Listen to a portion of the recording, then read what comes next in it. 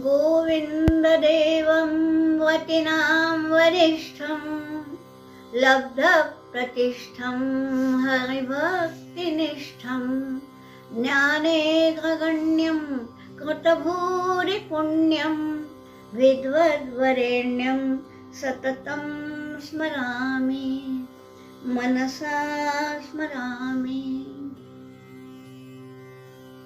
आज हम शिव महिम्न स्तोत्र का प्रारंभ करने जा रहे हैं।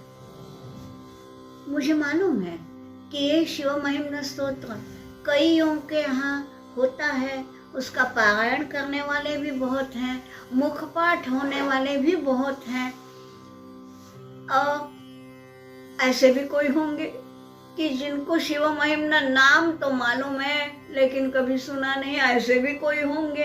तो आज देखिए ये क्या है, शिव महिम्न स्तोत्र क्यों बोला है।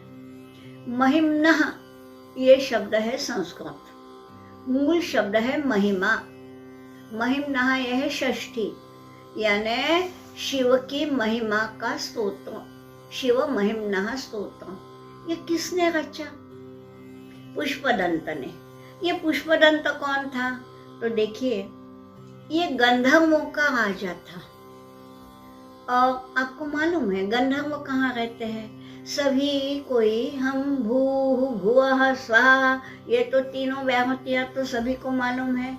तो भू पे रहते हैं हम, भूलोक में। हमारे भूलोक के ऊपर है जो लोक, वो है भुवर लोक। उस भुवर लोक में जो योनियां रहती हैं वो है यक्ष, गंधर्व, किन्नर, विद्याधर इत्यादि इत्यादि। और उसके ऊपर जो है स्वर्ग। ठीक, ये गंधर्व जो हैं ये बीच में है, यानी देवताओं से नीचे है। देवताओं की जितनी तो उनमें सामर्थ्य नहीं है, परंतु मनुष्य से बहुत अधिक सामर्थ्य है। ये चाहे जब अदृश्य हो सकते हैं, चाहे जहां जा सकते हैं।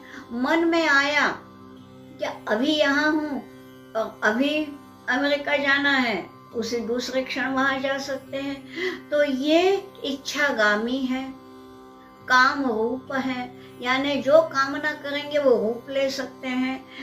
ये इत्यादि इत्यादि जो सामर्थ्य हैं जो मनुष्य में नहीं है। हाँ, वो आकाश संचार कर सकते हैं, उड़ सकते हैं। तो जो मनुष्य में नहीं है ऐसी शक्तियां गंधर्वों में होती हैं। और गंधर्व शब्द जो है अधिकतर जो प्रसिद्ध है वो उनके गान कला के लिए। इसलिए देखिए बाल गंधर्व, कुमार गंधर्व, ये जो है बड़े बड़े गायकों को हम गंधर्व करके बोलते हैं। यही नहीं, संगीत विद्या को भी गांधर्व विद्या बोलते हैं, गंधर्वों की विद्या। और इसलिए आपको बताऊं ये गांधर्व वेद भी है, उपवेद। मुख्य 4 वेद तो आपको मालूम है, उनमें से जो सामवेद है, सामवेद से निकला हुआ जो उपवेद है वो गांधर्व वेद है। और ये जितने भी गंधर्व हैं ये सारे के सारे गांधर्व विद्या में बड़े निपुण होते हैं। ये पुष्पदंत भी ऐसा ही एक गंधर्व था। ये था शिव भक्त, और होता ये था कि उसका नियम था कि शंकर की पूजा के लिए मैं इतने इतने पुष्प रोज चढ़ाऊंगा। अब कभी कभी क्या होता था, उतने पुष्प लेना तो कहाँ से ले लें, ये भी बात है ना। तो एक राजा का ये था, वो राजा भी शिव भक्त था, और राजा की ये थी, राजा का उद्यान था, वो तो बहुत तरह तरह के पुष्प वहां थे। ये प्रतिदिन क्या करता था, अदृश्य रूप से जाता था, वो तो गंधर्व था ना, तो अदृश्य होके गया और पुष्प तोड़ के पूजा करता था। यहाँ ये राजा बोलता था कि प्रतिदिन मेरे उद्यान से फूल कैसे निकल जाते हैं, कोई दिखता तो नहीं। माली लोगों ने भी ये देख लिया कि बिल्कुल रात रात तक जग के देख लिया, कोई चोर आता नहीं और फूल कैसे निकल जाते हैं। सवेरे देखो तो एक भी फूल नहीं।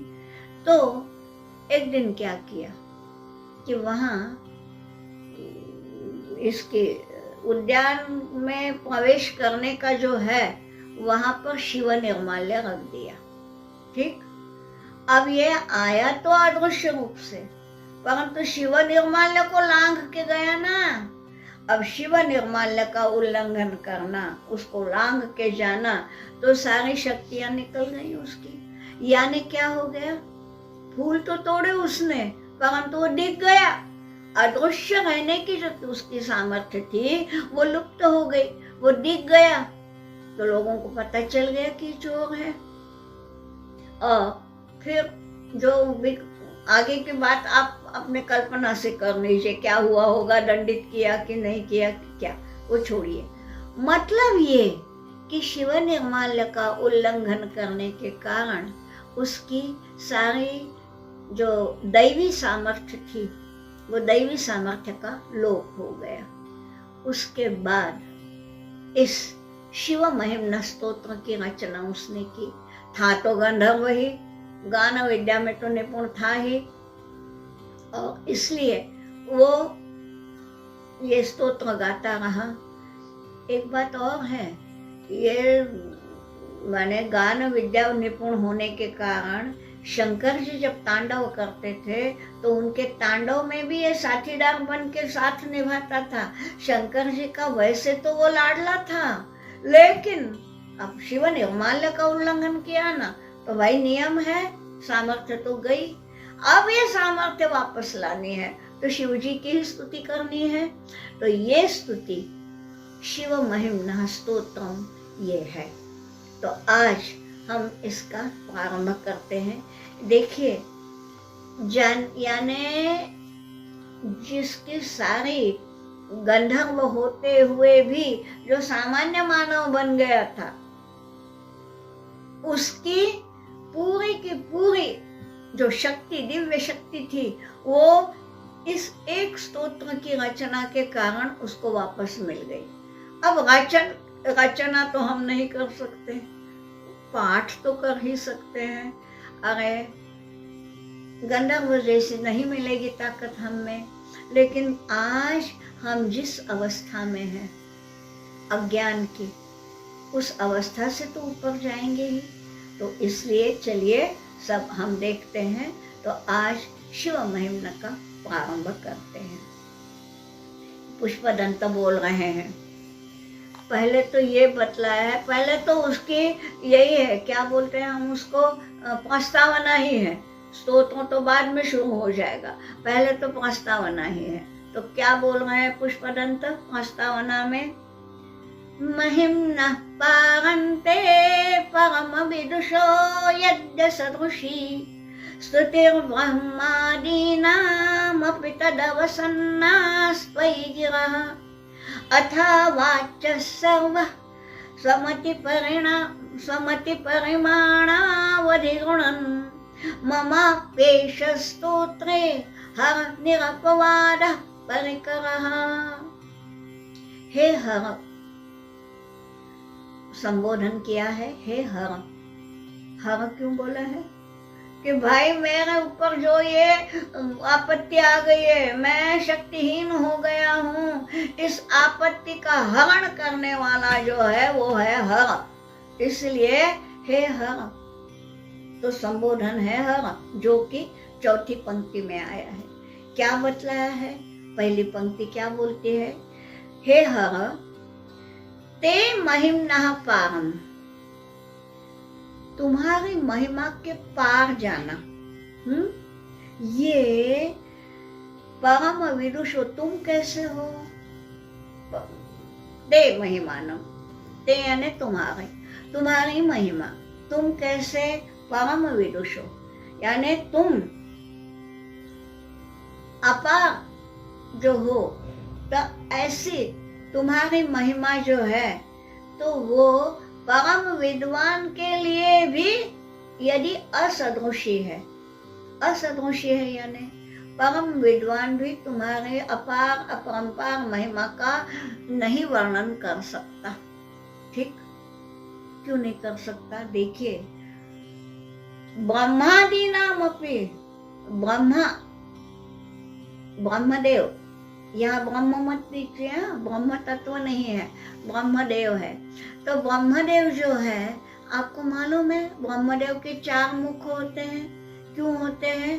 चारों मुखों से चारों वेदों की सृष्टि हुई है, यानी जो वेद ज्ञान भंडार है ये उनके मुंह से निकलते हैं।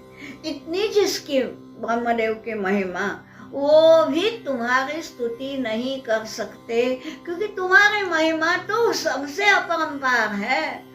तो ये यदि असदृशी है, असदृशी है यानी असंभव सी है, ये हो ही नहीं सकती। और ब्रह्मादि नाम अपि गिरह, गिरह ये शब्द जो है, गी यानी वाणी, गिरह शब्द जो है वो वाणी का बहुवचन है। गी गिरऊ गिरह, यानी ब्रह्मा जी की वाणियों का बहुवचन, यानी ब्रह्मा जी के शब्द। तो ब्रह्मा जी के शब्द भी अवसन्ना, वे भी शिथिल पड़ जाए। जिस ब्रह्मा जी के मुख से चारों वेद निकल सकते हैं, उसकी वाणी की सामर्थ्य की क्या बात करें, लेकिन उसकी वाणी भी मूक हो जाएगी। ठीक, ब्रह्मादि नाम अपि गिरः यदि अवसन्ना, यानी वो भी अवसन्न हो जाते हैं, शिथिल पड़ जाती है उसकी वाणी, उसको शब्द नहीं सूझते कि मैं कौन से शब्द से है शिव तुम्हारी स्तुति करूं। अब ऐसा यदि है तो मेरे जैसे पुष्पदंत बोल रहे हैं, पुष्पदंत बोलते हैं मेरे जैसे, कहाँ ब्रह्मदेव कहाँ मैं, एक सामान्य गंधर्व, अब गंधर्व भी नहीं, अब तो सामान्य मानव बन गया हूँ, तो मेरे जैसा क्या बोलेगा।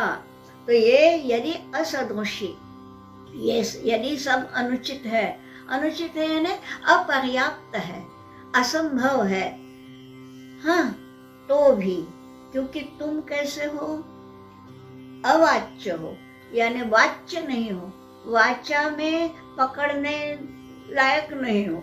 वाच्य यानी जिसका वर्णन शब्दों के द्वारा किया जाए वो वाच्य है। अरे तुम तो वाणी के परे हो, तुम्हारा कैसे ये करेंगे। तो भी स्वमति परिमाणावधि, यहाँ मैं एक बात बताऊं, कुछ पुस्तकों में वहां परिमाणावधि के बजाय परिणामावधि लिखा है, वो बिल्कुल गलत है। क्योंकि यहाँ ये बोला है स्वमति परिमाण, स्व यानी स्वयं की, मति यानी बुद्धि, और बुद्धि का परिमाण यानी स्वयं की बुद्धि जितनी है उसका परिमाण, नाप। हाँ, जितनी स्वयं की बुद्धि है उसके अनुसार तो कर ही सकते हैं ना।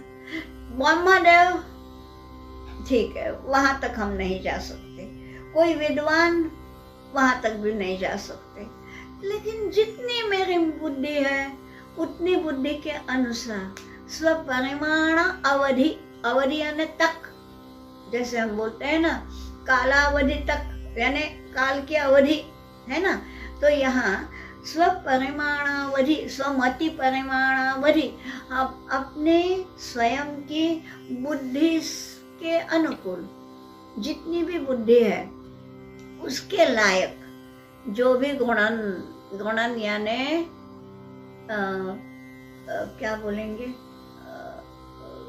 स्तुति करने वाला, ठीक है, तो वो भी अवाच्य हो सकता है। अवाच्य यहाँ भी लग सकता है। अपनी अपनी बुद्धि के अनुसार, जितनी बुद्धि है उसके अनुसार जैसी जमे वैसी स्तुति करने वाला भी अवाच्य है, यानी उसको वचनीयता नहीं लगती। वचनीयता यानी नाम रखना, तो वो अवाच्य हो सकता है। देखिए दोनों शब्द हैं, तो वो अपनी अपनी क्षमता के अनुसार, जितनी भी क्षमता है उसके अनुसार भी गणन, यानी तुम्हारी स्तुति करने वाला भी अवाच्य ही हो जाएगा ना। पुष्पदंत कितना नम्र होके बोल रहा है, देखिए। वस्तुतः वो गंधर्व लोक में रहने वाला शिव शंकर जी का लाडला गंधर्व था, लेकिन उसकी ही गलती से अब वो साधारण मानव बन गया। तो भी बोल रहा है कि भाई ठीक है, मानव बन गया, अब मेरी क्षमता मानवीय क्षमता ही है, लेकिन जितनी भी क्षमता है उसके अनुसार यदि कोई स्तुति करता है तो वो भी अवाच्य है। और इसलिए अंतिम पंक्ति है इस श्लोक की, ममापि एषः परिकरः निरपवादः। ममपि एष स्तोत्रे परिकरः, परिकर यानी प्रयास, मम मेरा भी ये प्रयास, मेरा ये कौन सा प्रयास, तुम्हारा स्तोत्र गाने का प्रयास, ये जो है अब मैं कर तो रहा हूँ, ठीक है। जो ब्रह्मा जी जिसकी नहीं कर सकते स्तुति या वर्णन, उसका वर्णन करने का, उसकी स्तुति करने का साहस मैं कर रहा हूँ, तो लेकिन जितनी मेरी क्षमता है उतना ही करूँगा। तो इसलिए मम एषः प्रयासः निरपवादः, इसको भी नाम मत रखो, ये भी निरपवाद हो जाए, यानी इस पर भी यानी दोषास्पद नहीं रहेगा। मेरा ये प्रयास जो है वो दोषास्पद नहीं रहेगा, मैं जितना भी है वैसे करूँगा। जो मराठी जानते हैं उनको मालूम होगा, वेडा वाकुडा गाईना पर तुझा म्हणवीना। भाई मुझे गाना नहीं आता, जैसे होता है मैं गाऊंगा, वेडा वाकुडा, हो सकता है कि मेरे सुर यहाँ से वहां निकल जाए, ठीक है, पर तुझा म्हणवीना, मैं तुम्हारा तो हूँ, तो इसलिए मैं जो भी गाऊंगा, जैसे भी बुरा भला जो भी गाऊंगा वो मैं तुम्हारा हूँ, ये सोच के मैं गा रहा हूँ, तो मैं तुम्हारा अपना हूँ। इसलिए अवाच्य मम परिकरः, मेरा ये जो है तव स्तोत्र परिकरः, तुम्हारे स्तोत्र गाने का ये जो मेरा प्रयास है, ये जो साहस है, ये भी निरपवाद हो जाए, दोषास्पद ना रहे। ठीक, अब आगे क्या बोलता है,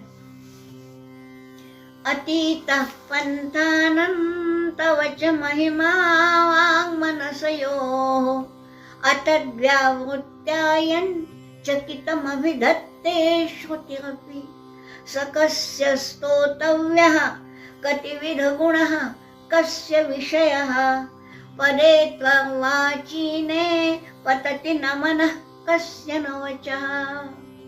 क्या बोला है, तव महिमा, तुम्हारी महिमा, वांग मनसयोः पंथानम अतीतः, तुम्हारी महिमा जो है ना, वांग मनस, वांग यानी वाक यानी वाणी, और मन, वाणी और मन, वाणी जो है वो वाणी 4 तरह की होती है, जो हम बोलते हैं, जो सुनाई दे रही है, ये है वैखरी। वस्तुतः परावाणी जो होती है अंदर निर्माण होती है, ठीक, सबसे पहले परावाणी है, फिर पश्यंती है, फिर मध्यमा है, और बाद में ये वैखरी है। वैखरी जो है वो व्यक्त होती है, यानी सुनाई देता है, परंतु ये जो सुनाई देने वाली जो वैखरी है, जो ये शब्द निकल रहे हैं, इसकी जो शुरुआत होती है वो कहाँ है, परावाणी से है ना, और वो तो अत्यंत सूक्ष्म है। ठीक, ये जो है, जो जितना सूक्ष्म वो उतना बड़ा और व्यापक होता है।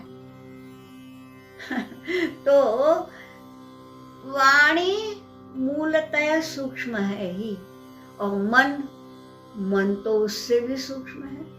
तो वांग मनसयोः पंथानम, इन दोनों का जो ये पंथ है, जो मार्ग है, वाणी का सूक्ष्मतम मार्ग, सूक्ष्मतम नहीं बोलेंगे, वाणी का सूक्ष्म मार्ग और मन का सूक्ष्मतम मार्ग, इन दोनों मार्गों को तुम्हारे महिमा गाने की ताकत नहीं है, इतने सूक्ष्म होते हुए भी।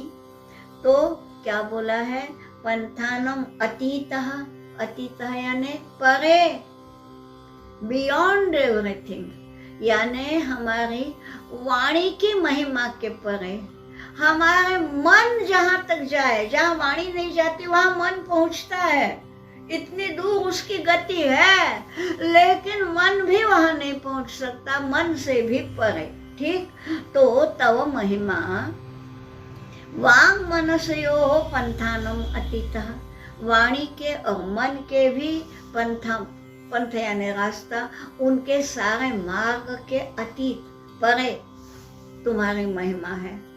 और इतना ही नहीं, श्रुतिरपि, श्रुति यानी वेद वचन, वेद वचन भी जो है ना, वे भी अतद व्यावृत्या, उसकी व्यावृत्ति, पहुंच, वेद वचनों की भी पहुंच तुम तक नहीं गई। इसलिए आखिर क्या बोला, नेति नेति, यही बोले ना वेद वचन भी। नेति यानी क्या, न इति यानी ऐसा भी नहीं है, ऐसा भी नहीं है। क्या है, हमारी वाणी जो है, वाणी के पास विशेषण है, हाँ भाई वो बहुत अच्छा है, अगर नहीं बहुत अच्छा से बहुत ऊपर है, नहीं बहुत अच्छा है ये शब्द बहुत छोटा हो गया, ऐसा नहीं, परम सूक्ष्म है, अगर नहीं लेकिन वो उससे भी सूक्ष्म है, मतलब परम सूक्ष्म ये भी कच्चा रह गया। बोले तो बोले क्या, तो इसलिए ये बोला है, श्रुति ने भी बोला है, श्रुति ब्रह्म ज्ञान का भंडार है, तो श्रुति ने भी यही बोला, न इति, इति न, इति न, न इति, न इति, ऐसा भी नहीं है, वैसा भी नहीं है।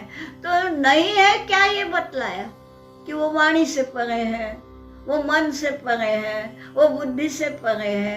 अरे परंतु है कैसा कि ये नहीं बता सकी, नहीं ऐसा नहीं है, इतना छोटा नहीं है, इतना छोटा नहीं है, हाँ लेकिन कितना बड़ा है ये नहीं बता सकते। ये जो है न इति न इति, इसलिए बोला है कि श्रुतिरपि अतद व्यावृत्या, श्रुति की यानी वेद वचनों की भी पहुंच वहां तक नहीं गई, इसलिए चकितम, चकित का मतलब केवल आश्चर्यचकित नहीं, मति ही कुंठित हो जाना, वेद वचनों की मति कुंठित हो गई, और वेद वचन वे बोले नाइति नेति नेति, तो ये जो बोला है श्रुतिरपि अतद व्यावृत्या चकितम अभिधत्ते, अभिधत्ते यानी बोलने लगी, क्या बोलने लगी है, बोलने लगी यानी वेद वचन भी यही कहते हैं। ठीक है, अब ऐसा जो है जहां तक न वाणी की पहुंच है न मन की पहुंच है, यहाँ तक कि वेद वचनों की भी पहुंच नहीं है, स कस्य स्तोतव्य, वो उसकी स्तुति कौन करे, हाँ क्योंकि कतिविध गुण, देखिए गुण बोलते हैं हम साधारण भाषा में, गुण यानी सद्गुण। ठीक, गुण शब्द बोले, संदर्भ बदला तो अर्थ भी बदलता है। साधारण भाषा में गुण यानी सद्गुण, दर्शन की भाषा में गुण यानी सत्व रजस तमस। ठीक, यानी गणित की भाषा में गुण यानी गुणाकार, मल्टीप्लिकेशन, यानी संदर्भ बदला तो शब्द का अर्थ भी बदलता है। तो यहाँ क्या बोला है कि तुम्हें कैसे, कस्य स्तोतव्य, कौन सी परिभाषा से तुम्हारा वर्णन करे, क्योंकि कतिविध गुण, कितने कितने कितने प्रकार के, विधा यानी प्रकार, कतिविध, इसलिए हम बोलते हैं ना ये विविध है, विविध यानी विशेष विधाएं हैं, यहाँ कतिविध कितने कितनी विधाएं हैं, तो ये कैसा और कस्य विषय, किसका विषय है, ये विषय यानी क्या, देखिए हमारे ना कुछ कुछ विषय होते हैं, जैसे शब्द है, ये पांचों तन्मात्राएं जो है, शब्द स्पर्श रूप रस गंध, ये विषय है। अब गंध बोले तो नाक से सूंघने का विषय, स्वाद बोले तो जीभ से चखने का विषय, शब्द बोले तो कान से सुनने का विषय, ये ठीक है। अब शिवजी की महिमा कस्य विषय, ये किसका विषय है यही नहीं बता सकते, तो इसलिए कस्य स्तोतव्य, यानी स्तुति भी करें। इतने इतने प्रकार के तुम्हारे गुण हैं तो कैसे करेंगे? सगुण हो, साकार हो तो कैसे हो, निर्गुण हो, निराकार हो तो कैसे हो, बोल ही नहीं सकते। इसलिए पदे त्वर्वाची ने पतति न मनः कस्य न वचः, तो ऐसा होते हुए भी तुम जो हो ना, कैसे हो, तुम्हारा पद जो है अर्वाचीन पद है, यानी कैसे बतलाए, प्राचीन भी है अर्वाचीन भी है। तुम नहीं हो क्या? आज दिखते नहीं पर नहीं हो क्या? हो ना। प्राचीन थे तभी थे क्या? अभी नहीं है क्या? अरे ऐसा कैसे होगा? फिर ये जो है वहां पे कस्य न मनः पतति न वचः पतति, पतति का मतलब जाके जुड़ जाता है, जाके आसक्त हो जाता है। तो तुम्हारे पद में, पद यानी तुम्हारा पद कैसे बोले, विष्णु पद, शिव पद, ये जो है, तो इस शिव पद पर किसका मन और किसकी वाणी आकृष्ट हुए बिना रहेगी?